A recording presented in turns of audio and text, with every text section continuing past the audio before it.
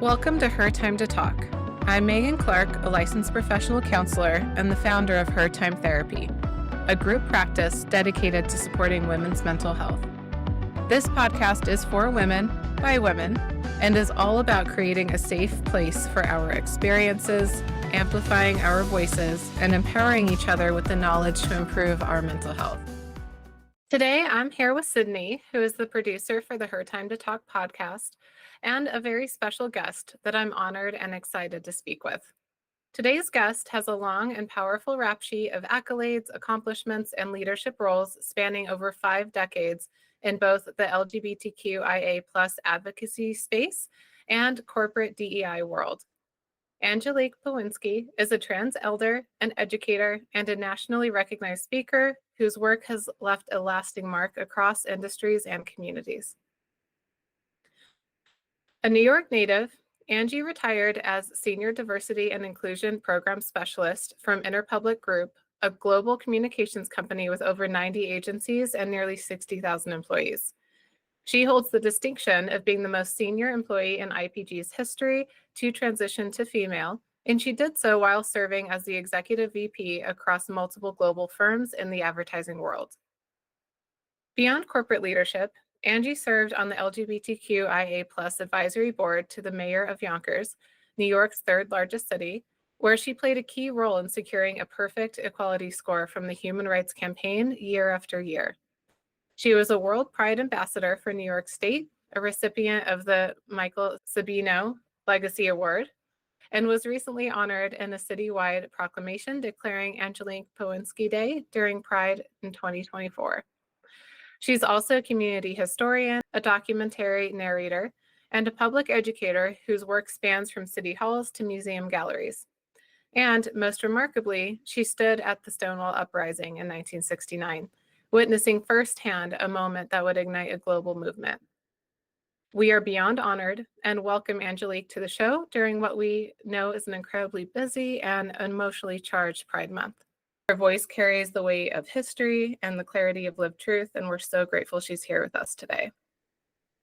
So Angie, thank you so much for being here. How are you feeling coming into today's conversation? Oh, I'm feeling great. This is something I enjoy doing, and I think it's important for a lot of people to hear. And those who don't want to hear it, don't listen. Simple as that. Simple as that. I couldn't agree more.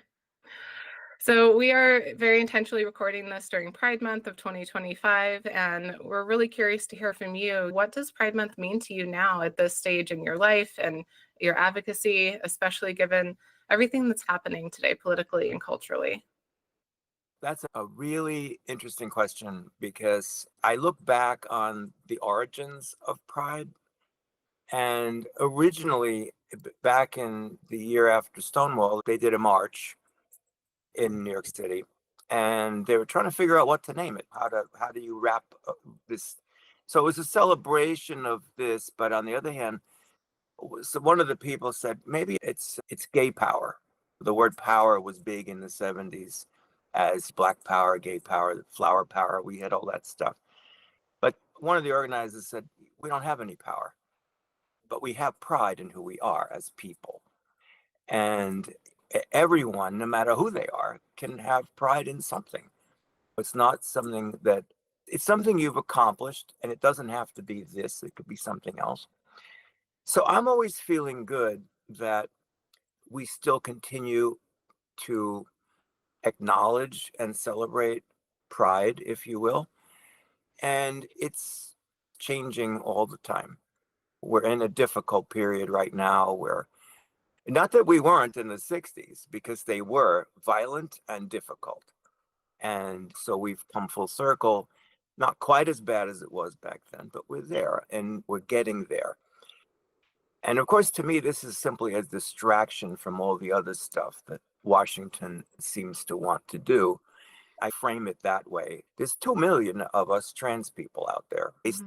Latest polling, Gallup just did a poll that talked about 9.3% of the US population is LGBTQ+. That is a lot of people. Figuring 330 million people roughly in this country, that's a lot of people. It would be the second largest state if we were all living together. So that's a lot. And the other piece that's really good, comforting to me as I see history evolving, is in that same study, they looked at different age cohorts. And my generation, the baby boomers, the numbers were like 2.2%, 2.3%, because a lot of us unfortunately aren't with us anymore, and some are having more difficulty. But Generation Z, those who are just in that beginning adulthood stage, 23 point something percent identified as LGBTQ. What that tells me is the future is going to be really good, Mhm. because all these old people who, and I'm not including myself in that yet, who are predisposed to throw us all under the bus because you're weird, you're crazy, or whatever, your mental illness, blah, blah. They'll all be gone. And the youngest generation will be taking over. And so anybody who is in any kind of leadership position should recognize that this is a temporary thing, in my opinion. It's not as bad as it was in the 60s. It could get there, but so far it's not there yet. So I tend to be a little more optimistic than most. I think that's what we need right now, certainly, is a voice of optimism and some perspective in the history of it all. And I think that data that you shared here of if we put all this, population together, we'd be the second largest state. I think that's a very significant point of data to put imagery together that really shows we're not going anywhere. This is not a community that can be squashed. This is a community that has always been here and will always be here. And we're in a certain iteration of the fight, so to speak. But yeah, that's a very powerful imagery you gave us. I honestly do think that, again, I'm basically, because of the industry that I was part of, data was important. I always looked at data. And when I see a positive trend, it's telling me the future is going to be good. I won't be around, but for those in Generation Z who will become my age, the world will be very different, and different in a hopefully good way. Yeah. What would you say from your perspective are some of the things that need to happen to continue to create that positive future that the data is forecasting here? Stories, telling our stories, being out there, being visible, but not visible. I was never one of those, let me hold up the banners and all that stuff. I was just out there doing something good for the greater community, not necessarily the LGBTQ plus community, but just being a part of the community. And I was on many different boards, not having to do with LGBTQ. I was on the Landmarks Preservation Board for the city of Yonkers for 10 years. We made a lot of progress, landmarking properties, spreading the love of history. I actually have a Facebook group dedicated to local history. I have 15,000 people in the group. I'm the only admin. So the idea is, even some of the boards I was on, when I was in that process of doing this transition, my board members, I was president of one of them, and I said to the vice president, I said, I'm going to be doing this transitional thing now. And she said to me, you know what? If anyone on this board has a problem with that, then they should resign, because what you contribute is most important. It's not who you are, which I found that to be true. It's, oh, by the way, I happen to be transgender. So what? But I'm also a congressionally recognized historian. I'm also still part of board of trustees of a pretty prominent museum in New York. And so it's those kind of things that have nothing to do with, oh, by the way. And then you tell your story. And then the story helps others to, gee, if you succeeded that way, then maybe I can take some of those best practices, some of that case history that you're giving us, and put that together with other people and create my own path forward. So that's how I see it. Yeah, absolutely. I think that's actually really a comforting thing to hear in a way, because a lot of, I know therapists at her time and a lot of our clients are coming to us in sessions saying, I'm so upset about what I'm seeing happen in the world right now. And I'm just drowning in it. I don't know what my form of advocacy could be, because there's just too many things that I could and I feel like I should be doing. And we try to look at it from the lens of we can't all be doing everything all the time, and you have to pick your form of advocacy. And to hear you describe, you were just in it, you just lived your authentic life. I think it's what people are needing to hear right now too, is that they can just go forward and live their life, and they don't have to necessarily be elected into a position in government or be on the streets protesting every day. You know, that you can do those things if that's your form, but it doesn't have to be that. There's a lot of ways to be in the advocacy space when things are happening that are disruptive in the world.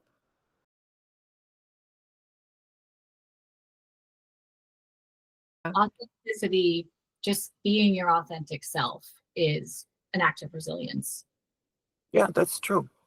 That's very true. I don't post negative stuff on any of social media because people just get turned right off. They don't want to hear that. And I don't blame them.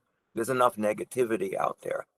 What I try to do is pick the good stuff, the stuff that's positive, elevate that. Even a running chronology in my own life, I have a 2-year-old grandson, and it's a lot of fun when I get to see him and all that stuff. It's celebrating the life you have and the friends you have and the potential friends that you might have and the good things. There's always going to be bad things. So I tend to shy away from that. Yeah, that's such a good message, to really lean into celebrating the good parts of life rather than letting those bad parts capsize you. I Well, can see that optimism in you.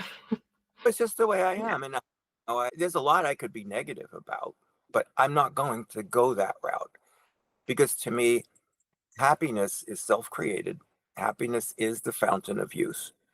I just turned 70. I don't really look 70, and people don't perceive me as 70. They always say, "How old do you think I am?" And don't answer the question. It's stuff like that. You just have to. You've got to be positive, even if the environment is negative, and that's the way you spread smiles and happiness. Yeah, thank you for that perspective. It's so needed to hear that right now. And you mentioned, in addition to this, one of your big forms of advocacy is storytelling and being willing to share your narrative with others as a way to enhance and uplift them. So I'm hoping we can maybe go kind of back to the beginning, because you have lived through many cultural chapters of queer history. And I'm wondering if you can talk a little bit about what shaped your early sense of self and identity. Sure, goes way back with me. I think it was around the age of 4.5, something like that. I came to the realization that I was different because I didn't like to do the things that little boys did. I didn't like to get dirty and I didn't like to play in the mud and trucks and stuff. Even though I did it, it wasn't enjoyable. But what I used to do, this is crazy, but growing up in Brooklyn in a 2-family house, my grandparents were downstairs and they didn't go anywhere. They were retired. And so my mom would go to the store and just tell him, "Oh, he's upstairs," whatever. And I would go into my mother's closet, and she was little, and so was I. My mother was 5 foot, whatever, 100 pounds. And I would put on her dress or her shoes and look at she had this full length mirror on the back of the closet door. And I would wear the stuff, and I'm like, and it made me feel really good. And there's no fetish, there's no fantasy, there's no hormones, there's nothing going. It's just your brain is telling you you feel good in this with this exterior. And that was the beginning of many years of feeling that and understanding more, because I was for it in 1959. The word trans didn't even exist. We did, but it didn't exist. And there were a few examples of people who did a sex change, but it was mostly looked down upon and made fun of. And I also know that if I ever told my father, who was a World War II Army combat veteran, that, "Dad, I think I'm a girl," he would have, "We need to get you a doctor." So I never did. I just kept it inside, thinking I was weird. And I went through so many years of that, but it gets stronger and stronger. As a teenager, Halloween was my favorite day because I could be Dolly Parton, iteration of Dolly Parton. And it sounds weird and it sounds crazy, but the way I look at this stuff now is that I have a female brain. I may not have all the body parts, but the brain is encased in your body. And if you detach your spirit from the body, which hopefully happens when you're dead, there's no body part to connect with. It's simply who you think you are. And I think about that a lot too. What defines a female? Some would say, yeah, you need to be able to bear a child. What happens after menopause? Do you stop being a female? What happens if you're born sterile? Are you not a female? And then what about intersex people who have pieces and parts of both organs, who may have XX chromosomes in certain organs and XY in another set of organs? What about them? 1 in 1,600 births was the last statistic I saw. That's a lot of people. And so the notion that we just have male and female is not really correct. We have binary, male, female, but we have our brains telling us who we are. Forget the body. Our brains are telling us something different. And mine kept telling me, you are not what you appear to be. And I'm not crazy. I don't have a mental disorder, as some would say. I'm simply me. And then I use another statistic where there's 8 billion people on this planet, and no two people are the same. There'll never be another you. There was never another you. That's an incredible miracle when you think about it. And so who's to say that I'm not who I think I am? It's like you're your own person and I'm my own person. I see it in some children too. People say, oh, you're indoctrinating kids. Baloney. The kids know who they are. I knew who I was. I just couldn't express it because there were no books to take out of a library. There was no internet. There were no role models. There was nothing. So I just thought I was weird. What do you do? So as you go through life, this was the challenge that I had.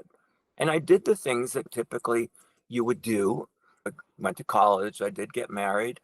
Couldn't have children, had biological children, adopted 2 children who are now adults and are dearest kids of mine.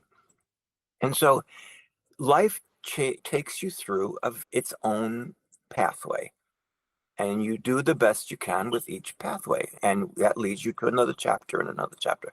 So I'm in this later chapter, but you look back on it all and you say, yeah, would I have changed anything? No, because I wouldn't be who I was today if I had to change something. Because you change one dial, something else happens. There's a realization of who you are as a person. And it's difficult for people who don't live this to wrap their heads around it. Because I keep reading about mental disorders and all that stuff. No, it's not. It is who my brain and 2 million other brains out there saying who you are. And so that's my message to go through all the stages in life, but be who you are. That is the message. Don't fight it. Be who you are and the other thing is so important that if you, which I did for many years, repress who I was and worrying about who's going to find out that I'm really this or that, you're not living to your full potential because you're spending too much time worrying about other people. Forget the other people, just be yourself. And it will make such a difference in your life. The rock was lifted when I finally said, I'm done. I'm going to be me. And then you make whatever adjustments you want. Some people don't. I did, but they're minor in the sense of you can't change a body. You can change some aspects of biology, but your brain stays, your spirit, your soul is who you are. And that doesn't change. You can't fix that. You can't change it. You can't modify it. You can learn, but you'll always be who you are. This shared so many powerful things there. And I think one thing I want to highlight and echo here is this. We see a lot of debate and a lot of argument about gender and gender identity versus sexuality and looking at the biology of it versus the societal language of the gender spectrum. But I think you're taking this to a higher level by really separating it from the body entirely, because there's a lot of arguments scientifically that there is not just the gender binary, but the way that you're speaking of this as at a soul level, of you live with you all of the time. Your soul potentially transcends even after our physical body is gone. And it's that deep level of awareness that you're speaking to here in terms of gender and really knowing yourself. It's really a powerful thing, and it only comes after you think about it a lot. I also teach groups and companies who are trying to be more accepting of different people. And I think one of the things is that whole LGBTQIA plus acronym, they call it the letters suit. But those who want to like degrade stuff, like how many more letters you got? The reality is we have 8 billion people worth of letters. The key here is that when you break that acronym down, it really comes down to two things. It's who we are and who we love. That's it. Mm, It's so elementary, the who we are. Okay, then the who we love. It's so that's easy. so powerful. It's so easy. And yeah, and yes, there's a huge pyramid of that and all kinds of buckets, which I hate. It's a continuum. I don't care what anybody says. It is a total continuum of everything. But that's humanity. I think a lot of people who maybe don't have anyone in the LGBTQ community in their lives that they know personally, they don't have the opportunity to really talk with and interact with anyone in that community. So they get lost in the letter soup, as you called it. And it's just very foreign, and foreign is sometimes scary. I'm curious in your own identity too, in the development over your childhood. You mentioned growing up not really having even the language to internally process this, let alone the ability to talk about it with others. As more language was developed around this, even the words transgender, how did that help empower you, or I guess push forward your identity? The word, if you go back to history, the word transgender didn't really appear until the late 1960s. And I was already older at the time. It was expressed at the time as the drag queens. Even the word drag queen is a whole continuum of people. There are men who just enjoy theatrics. There are gay people who enjoy theatrics, which are mostly men, but some women like the term gay. And so you have this whole spectrum of women performing. And that was actually one of the things that started, that was the ignition point for Stonewall, the uprising, because in New York City at the time, and I think it was New York State as well, if you wore more than 3 articles of clothing of the opposite sex from your ID, you could be arrested. And a lot of people were. And that's why Stonewall happened, because they kept arresting the drag queens. Up until 1966, if you were an openly gay person and the bartender in a bar knew you, they legally could not serve you a drink. And that was the law. So you sit there with all these repressive things going on. And the idea that the police at the time would actually try to draw out a gay person to arrest them in a bar, it was a horrible time, a lot of violence. So again, you have to live through the period to see it, to understand it. And then I hung out on Christopher Street. I loved Christopher Street at the time. It was so cool. And it was June, it was summer, school was out. And I used to hang around with a few friends, and it was late, really late at night, and we were just walking along and we stumbled on it. You didn't get an invitation to a riot. These are the things that I go back to because they're so important. So the whole notion of gender and all of that, it's a sense of self. I knew I was not a little boy. I didn't understand why, which is why I was expressing who I was, putting on my mom's clothes. And it wasn't a fetish. You can't have a fetish at 5 or 6. You just do because it makes you feel good. So as you move through it in life, that thing gets stronger and stronger. And then to the point where again, a long litany of when I would travel for business, I had 2 suitcases, one little one, the dude, and a giant one, because God forbid we didn't know what we're going to wear. We don't know what our mood is, and shoes and dress, and the way it works. It was hysterical. And I used to say to people, oh yeah, I'm heading out to the West Coast because I'm going to donate my clothing to some organization. No, it was both for me. But you do all you have to do. But I just encourage people to just be who you are. Don't hide it. Don't, because the more you hide it, the less productive you are and the unhappier that you are. And the minute you tell people, you come out to people, if that's the right word. I gave a speech, the first one actually, they had asked me to tell my story. It was to the 4As, the American Association of Advertising Agencies. They had a yearly luncheon for their multicultural program. It was like 600 people in the room. It was an in-person live thing. I think it was 2014 or 15. And they contacted me and they said, could you tell your story? You're going to be our inspirational speaker. I'm like, what are you talking about? Like, why am I inspirational? Your story is really amazing. It is. I was like taken aback. Like, I didn't think that. At the end, my message was, it's never too late to be the real you. And I said, I just turned 60 at the time. And I'm still in the advertising business, which is really a young people's business. And at another event a month later, this young guy, appearing person, came to me and you were the speaker, weren't you? I said, yeah. He said, you inspired me to come out to my friends and family, but because you said it's never too late. I'm 20 something year old. And so I said, so how was their reaction? They all said they already knew that he was gay. I'm like, okay. So what that means to me is that the message resonates. It inspires people to just be themselves. And this was a long time ago. And I got to believe that person is happier today than ever before. And a number of others, same kind of thing happened at different stages in my life. So yeah, be out there, tell your story, do the right thing. If you don't want to listen to it, don't listen. Have you always had this confident sense of your authentic self?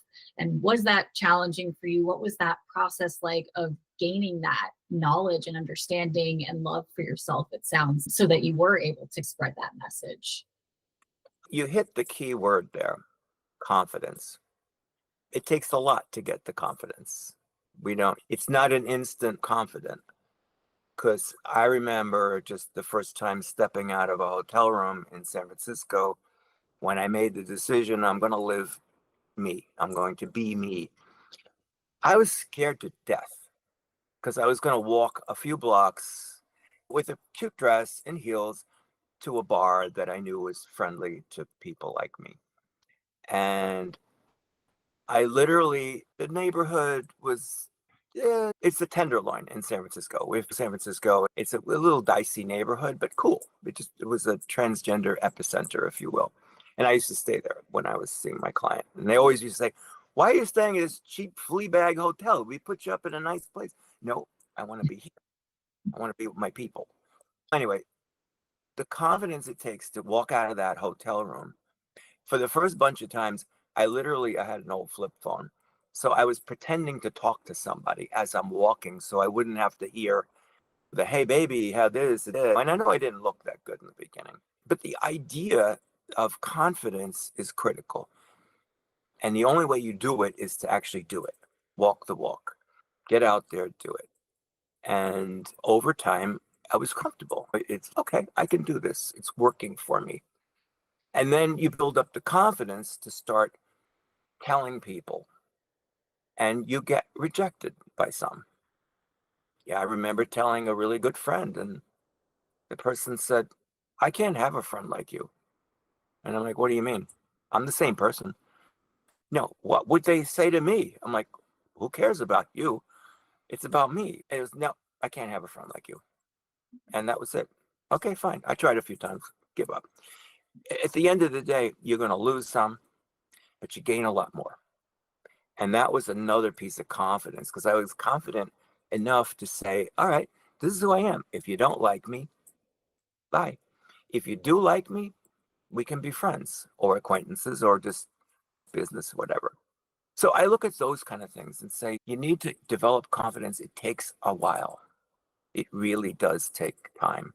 However, once you get there, there's no turning back because you've already gotten past it. You're unstoppable. That's it. And yeah, no journey is ever complete without somebody assaulting you, at least in the trans universe. At one point, some guy hit me over the head with a beer bottle, didn't like the way I looked, and I wound up in the ER overnight, which was not good, with staples in my head because they didn't like me, didn't like whatever. So it's going to happen. I was hoping it didn't, but it also woke me up that I'm not immortal. However, lots of friends rushed to my side, and that was a good thing. So you're never without people who are supporters. And I also say to people, if you can do one thing, if you're not part of this community, and it's fine, just be an ally, but be an active ally. Not just, oh yeah, I support you, and then they don't do anything. Be a person who will literally stand up and say, hey, don't do that. Hey, I support you, and here's what I'm doing to support you. It makes a big difference, especially to all the members, all the letters of the LGBTQ community, because it is a community, and it's under siege, and we know that, as it's always been. It will get worse before it gets better, but we'll get there. As I mentioned with Generation Z, they're gonna bring us forward. Confidence, you hit it right on the head. Confidence. Do you perhaps remember a turning point where you decided or you found that confidence within yourself? Yeah, actually, I did, and it has to do with stories. I had a client in San Francisco that I used to go to quite frequently, and they were a very family-oriented company, so nobody really wanted to go out to dinner or whatever, which was fine. And so I searched every city I traveled to. Where's the trans bar? Where's the place where I can hear stories? Not pick people up. I had no interest in that because I want to hear your story. And I found this bar. It's no longer there, but it was called Divas in San Francisco. I still have probably 200 friends from there. And we're talking many years ago. And I would just talk to the girls and like, tell me your story. What's your frame? Why do you feel this way? And yes, I came to the realization one night in a hotel room there that all these stories that I've been listening to, they're my story. It's just a different framework. It's my same story, about internal, like your spirit, your soul, everything's driving you forward. You don't do this because you're some kind of nutcase. You do it because you're driven to do it, because your brain is telling you what to do. And that was the turning point. One night in a hotel, I was up at 4 a.m. I broke into a deep sweat, and I went into the bathroom and I looked at myself and I said, their story, my story, it's the story. So now you're a strategic planner. What are you going to do about it? Mm. So I did what any strategic planner would do. I did a timeline, and I said, okay, what do I need to do first?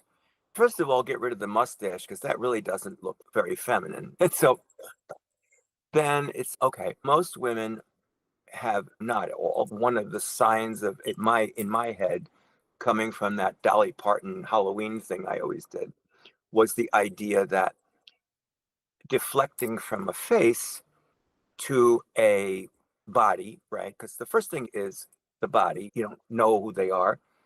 And particularly men will look at like that first, right? And Mhm. so they're not looking at your face. They're not even listening to your voice, but okay, check box, right? Okay. And again, you do what you feel is right. Some people don't want to do anything, and that's fine. So I did the checkbox. Then I'm like, my voice was too deep.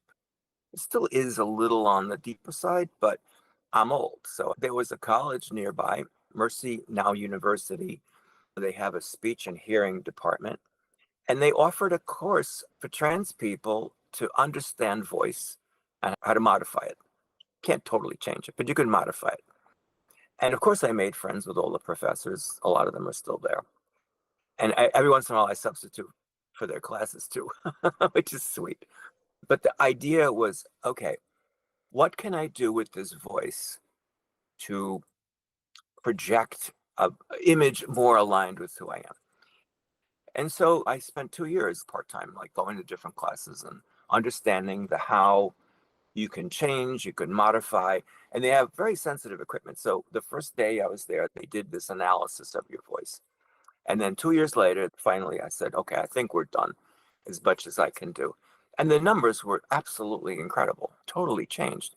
I went from, I don't know, Bronson and Death Wish to this softer but now ancient voice. So you can do certain things to get more confidence in whichever way you need to go. But those are the things you seek out. It's okay, how can I check this box off? You do this timeline thing. And I finally got to the point, okay, I'm telling everybody in my personal life, now it's the business life. Now I have to do that part. And I was very concerned because my biggest client was in North Carolina, at the time, the home of the bathroom bills. Not that everyone else doesn't have one now, but the idea that I didn't know how they would react. It turns out the reaction was amazingly great. They even threw me a party, which was sweet. And the people in the airport that I was there every week, they're like, hey, you're looking good. So the idea that you think you're going to have a problem, in many cases, you don't. The last piece is I waited so long to tell my mother, because my mother, I didn't know how she'd react. So I told her when she was 90 and I was 60. And it was one of those situations where we were at a wedding, my nephew's wedding, and everyone knew except she. And I didn't have any male clothes left because I only kept one suit for giggles in the closet, which of course didn't fit. And I said, so I took 3 little black dresses and heels and whatever.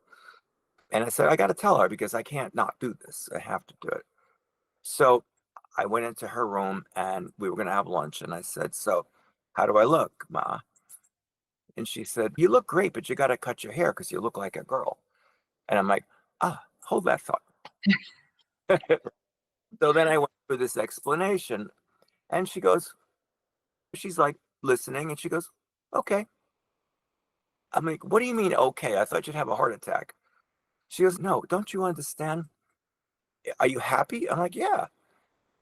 So she said, you have to understand, the goal of a parent is to make sure their child is happy. Don't matter how old you are. So you're happy? I'm happy. Now I'm hungry. Let's go to lunch. And that was the whole conversation. Except the one thing she brought up at lunch, she goes, I named you a male name. And she goes, that doesn't work for me. What do you want me to call you? Hence, I said, Angelique, because of angels. And I believe in them. And I put them to a lot of work over the years.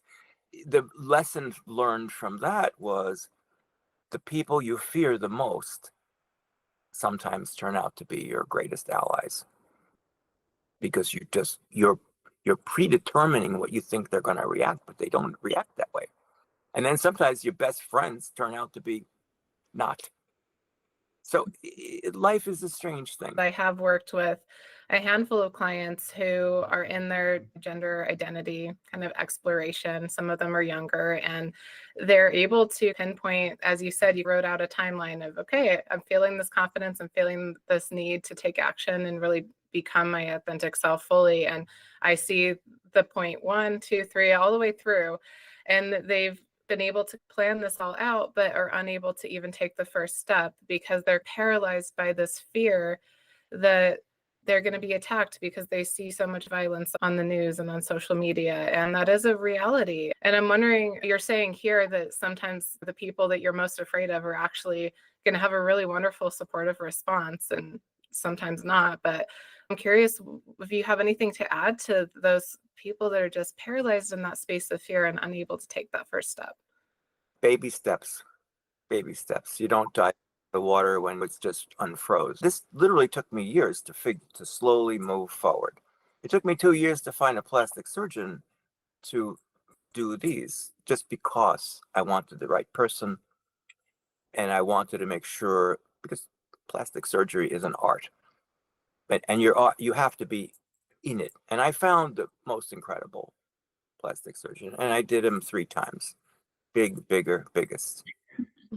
And then he retired. I don't know if it had to do with me, but but again, it's increments. With me, I had nobody to follow. I didn't know what I was doing, but I knew these were the steps I wanted to do. It's slowly. If you take the little baby steps to the point you're ready And then don't do it in a big splashy way, just increments. Find a safe space like I did in San Francisco. No one knew me, so I wasn't worried about that. And you're in a neighborhood where so eclectic, it didn't matter. And so those are the kind of things that you can try to make the space as safe as possible. And then if you have a problem, you run into a store and you call for assistance, you call the police or whatever. I have to say, even when I was assaulted that night, the bar owner knew me, and so did the bouncers in a good way. And they did get the guy ultimately. Nothing really much happened. But the point was the two policemen didn't know me.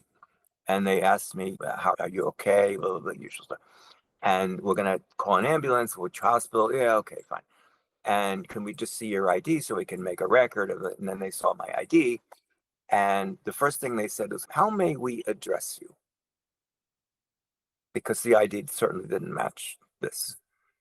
And I didn't look anywhere near where I look today. And talk about respect. And so, yeah, Yonkers Police Department was ahead of their time. They still are. But still, the point is that you just do baby steps.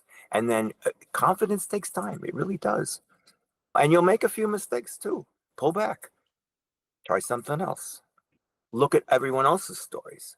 And there's lots of them out there.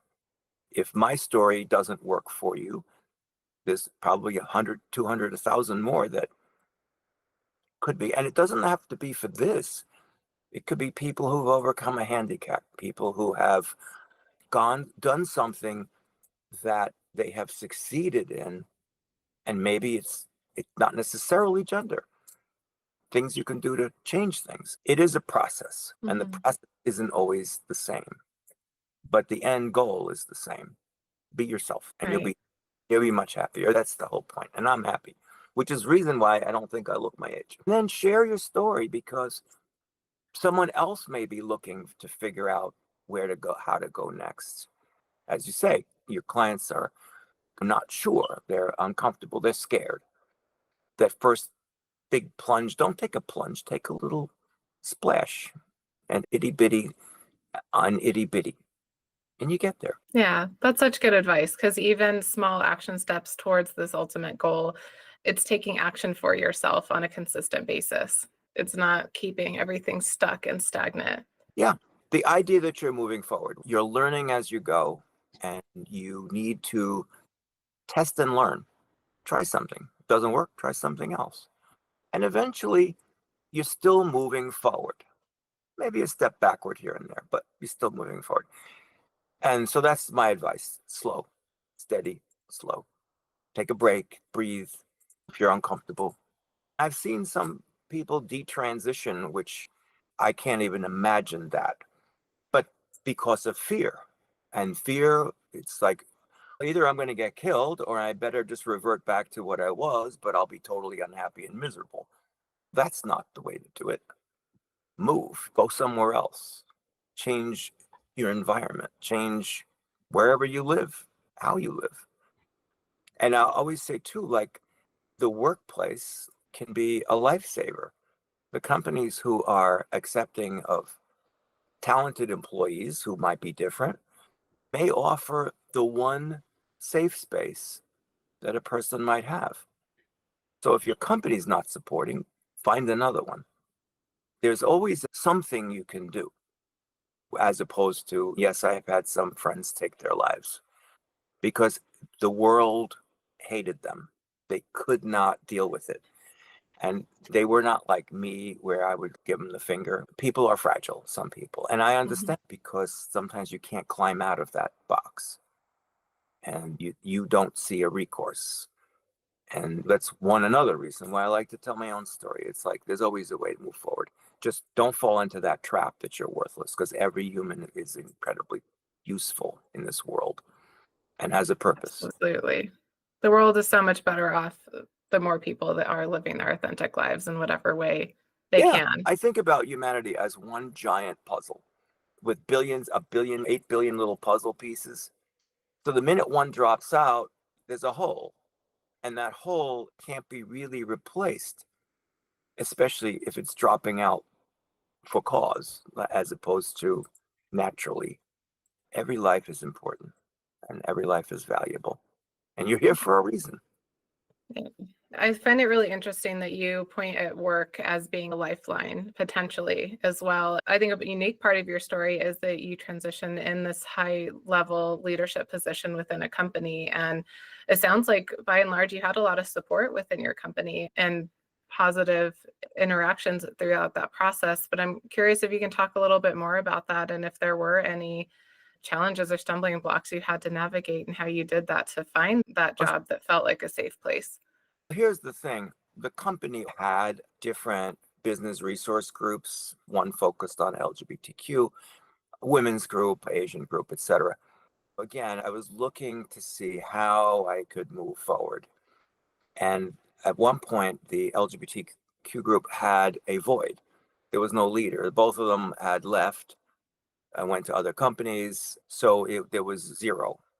And I had been friends with the senior diversity and inclusion vice president for a while. And I called or I emailed, I forget, and I said, I'd like to be considered to take over the group. And she wrote back to me, she goes, what? Wait, what? So she took me to lunch and I was talking about it, talked about who I was. And I said, you see this shirt that's got a couple of lumps in it? And so I took over and I rode that position to 4 or 5 years, and we did a lot of great stuff. I even did the first trans panel they ever did with friends, young and older. And I didn't realize my two younger friends had never told their stories. And they were in tears. People in the audience, it was a live audience of, I don't know, 60, 70 people, maybe more. And there was not a dry eye anywhere. And yes, I had stumbling blocks too. Not many, but not enough to stop me. Because once I took over that group, I was at corporate. This is not just one company. This is a corporate thing. And then I finally okay, now I have the backing of the corporation, and that empowered me to move forward. You look for these little diamonds and what can I grab onto to make this work? And that helped me in the whole transitional thing too. Even my own company, I was senior. I had a fairly big group of people that were focused on different accounts, and I was the account management lead. And we used to have these Monday morning status meetings. So there'd be like 25 people in the room and we're going through it. And then I said, I want to tell you something about me. Again, I'm going to be doing this and blah, blah, blah.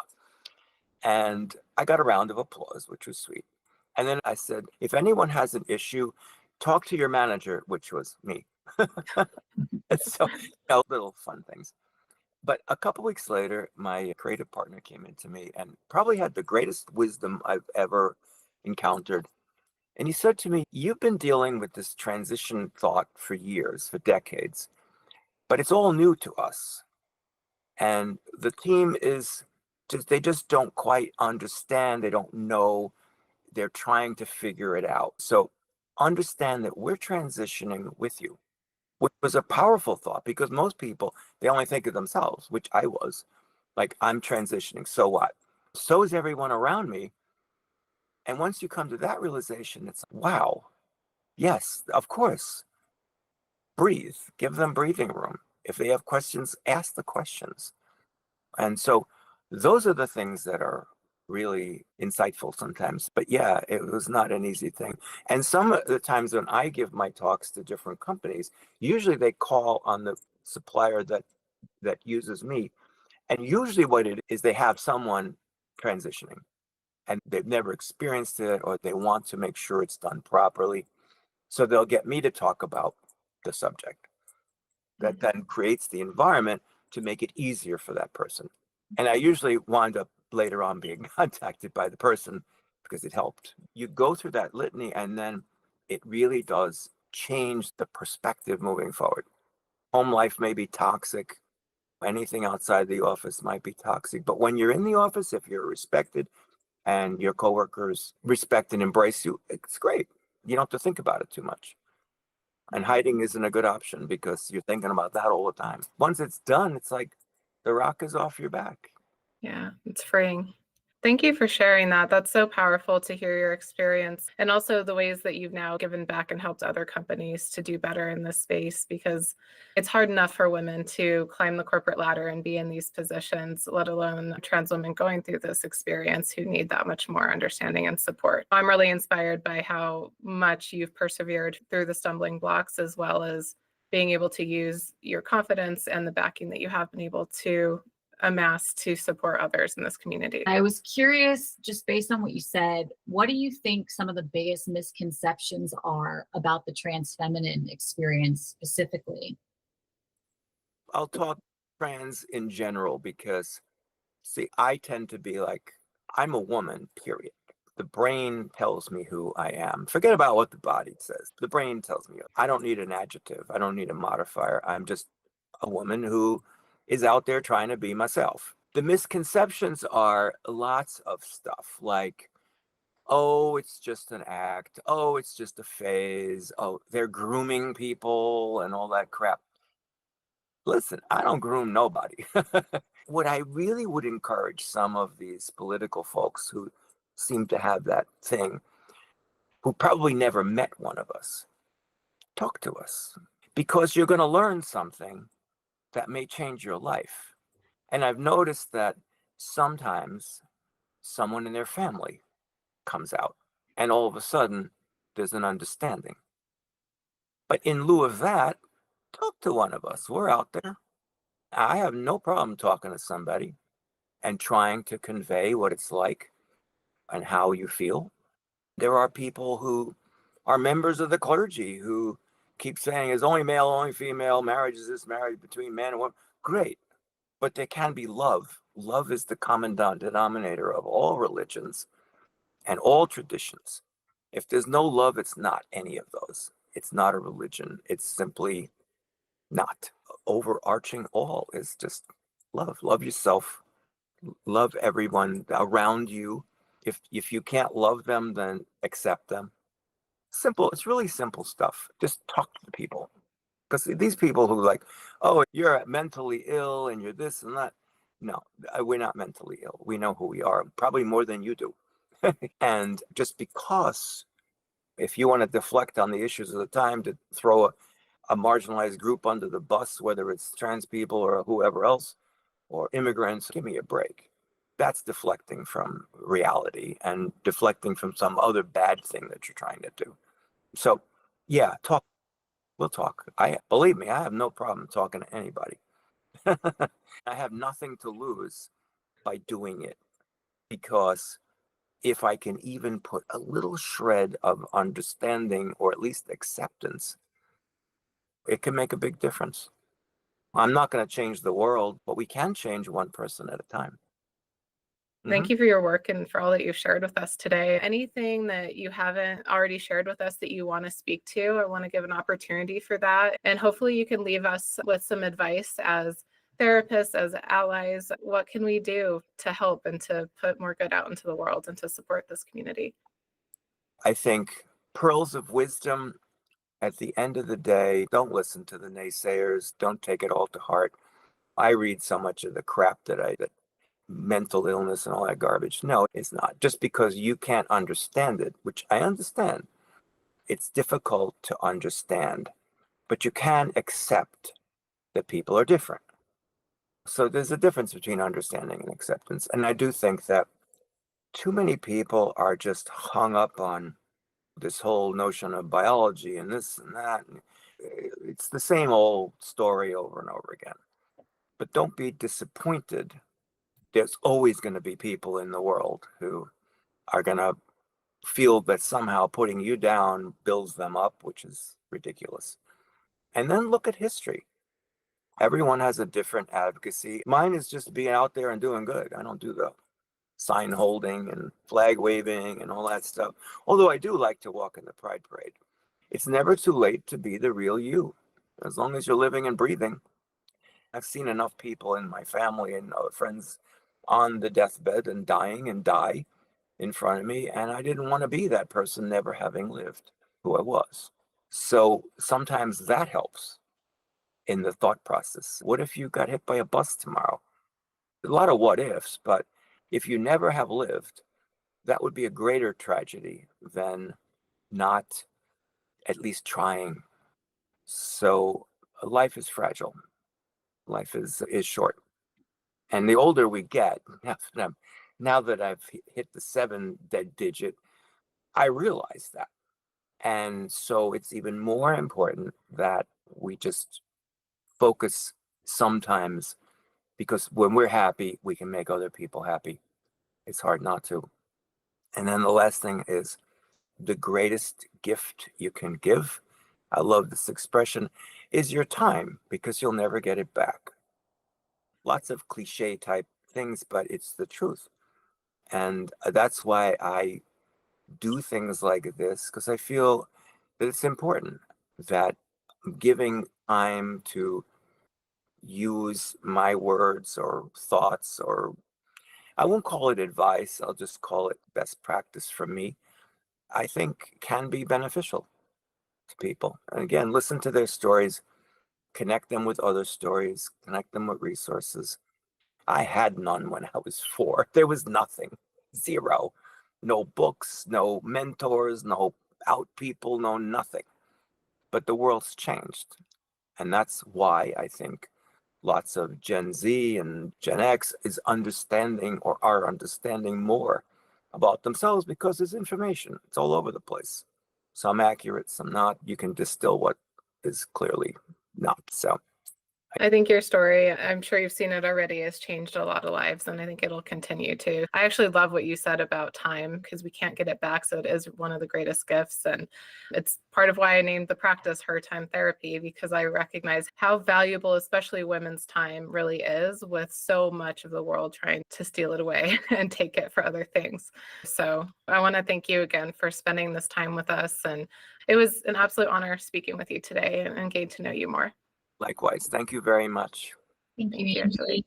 If you're feeling empowered by today's episode, be sure to subscribe and leave us a review. You can also follow us on social media at Her Time to Talk for more updates and tips. And if you'd like to support the show, consider becoming a patron. If you're ready to take the next step in your mental health journey, visit hertimetherapy.com and schedule a free consultation with one of our therapists. Thank you for taking the time to talk today. Remember, your story matters, your voice is powerful, and your mental health is worth prioritizing. Until next time, take care of yourself.